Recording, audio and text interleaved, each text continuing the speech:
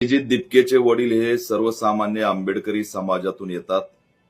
त्यांना भयभीत करण्याचं काम मनुवादी करायला सुरुवात करत आहेत.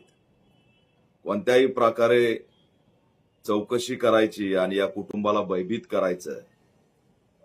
एक त्यांनी लक्षात घ्यावं की ही नामांतर लढ्याची भूमी आहे. आंबेडकरी चळवळीचं केंद्र आणि तिथं अभिजित दिपकेचे वडील राहतात. पॅन्थरची भूमी आहे. एवढं मनुवाद्यांनी लक्षात ठेवावं. आणि कोणता माईचा लाल अधिकारी अभिजित दिपकेच्या घरी येतोय याच्यावर पॅन्थर म्हणून आम्ही बारकाईने लक्ष देऊ. परिणाम याचे वाईट होतील. रोषाला सामोरं जावं लागेल. तुमच्यात हिंमत आहे तर महाराष्ट्रातल्या प्रस्थापितांच्या ईडीच्या चौकशी का बंद केल्या? बीजेपीच्या वॉशिंग मशीन मध्ये टाकून त्यांना पांढरं कसं केलं याचा आधी उत्तर द्या. आणि तुमच्यात दम असेल तर त्या सगळ्या चौकशा लावा. प्रस्थापितांच्या चौकशा गुंडाळून टाकायच्या.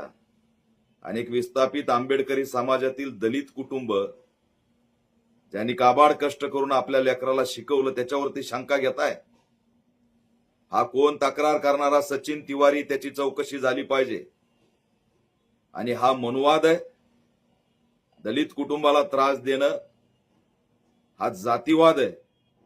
त्याच्यामुळे आजवर ज्या कोणत्या धमक्या अभिजित दिपकेच्या कुटुंबियाला आल्या त्या सगळ्याला जबाबदार आरोपी म्हणून त्या सचिन तिवारीची नोंद केली पाहिजे. त्याची चौकशी केली पाहिजे. या कुटुंबाला जर भयभीत करण्याचा प्रयत्न केला, रोहित यमुल्ला करण्याचा प्रयत्न केला तर याचे परिणाम वाईट होतील. हा इशारा राज्याच्या सगळ्या तपास यंत्रणांना देतोय. त्याच्यामुळे विनाकारण मीडियामध्ये सुद्धा अशा पद्धतीने भयभीत करणारं काही वातावरण निर्माण केलं तर ते सुद्धा आम्ही खपून घेणार नाहीत. अभिजित दिपकेच्या वडिलांना आम्ही जाहीर पाठिंबा देतोय आणि आम्ही सतर्क राहून त्यांच्याकडे बारकाईने लक्ष देतोय. कोणतीही चौकशी आणि कोणतीही दादागिरी कुणी करण्याचा प्रयत्न केला तर आंबेडकरी चळवळीचं हे केंद्र उत्तर दिल्याशिवाय राहणार नाही. हा इशारा सुद्धा आम्ही या माध्यमातून देतोय. या उलट मनुवादी सचिन तिवारी हा जातीवादातून तक्रारी करून या कुटुंबाला त्रास देतोय.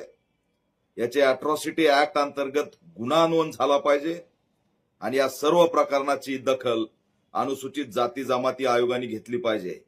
एक दलितातला लेकरू नेता झालं म्हणून खपत नाही.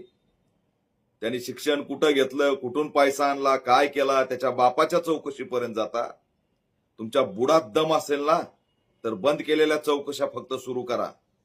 तुमच्या वॉशिंग मशीन मध्ये येत नाही म्हणून त्याचं चारित्र्य हनन करायचं. उद्या अभिजित दिपकेच्या वडिलांनी जर त्यांचा असणारा मानसिक तणावात जाऊन जर काही केलं तर याला जबाबदार कोण राहील? त्याच्यामुळे राज्य सरकारला, इथल्या गृह विभागाला आम्ही आव्हान करतोय की बाहेर राज्यात बसून कोण मनुवादी जातीवादी मानसिकतेतून जर अभिजित दिपकेच्या कुटुंबियाला त्रास देण्याचा प्रयत्न करत असेल तर त्याला तातडीने ताब्यात घ्यावं आणि ज्या ज्या आजपर्यंत धमक्या आल्या त्याच्यात आरोपी करून अॅट्रॉसिटी ऍक्ट अंतर्गत गुन्हा दाखल करावा. ही राज्य सरकारकडे ऑल इंडिया पॅन्थर सेना मागणी करत आहे आणि अभिजित दिपकेच्या कुटुंबियाच्या पाठीशी आम्ही ठामपणे उभा आहेत. कोणत्याही चौकशीचा अधिकारी जर तिकडे पोहोचला तर त्याचे परिणाम वाईट होतील असा इशारा सुद्धा आम्ही देतोय.